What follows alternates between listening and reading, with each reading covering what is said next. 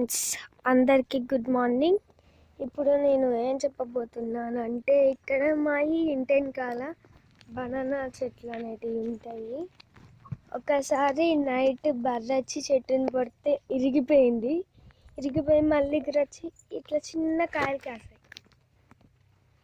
వీటిని ఎలా తినాలి అసలు? మళ్ళీ ఒకసారి చెట్టుని పాము వస్తే కాలపెట్టాము, అందుకే ఇలా చిన్నగా వస్తున్నాయి కాయలు. లేకపోతే ఇంత దొడ్డుతో చాలా దొడ్డు ఉండేటివి పెద్దగా.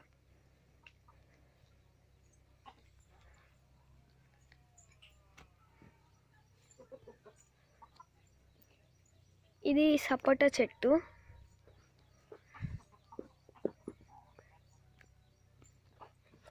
ఇదేమో మా మ్యాంగో చెట్టు, దాని వెనకాలనేమో మళ్ళీ సపోటా చెట్టే.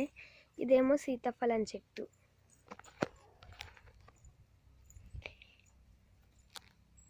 హైబ్రిడ్ రోజ్ ఫ్లవర్ది ఇది. ఎప్పుడైనా ఫ్లవర్ పూస్తే చూపెడతాను. Okay, bye. మా మమ్మీ 2 జుట్ల మమ్మీ నచ్చింది చూడండి. బాయ్.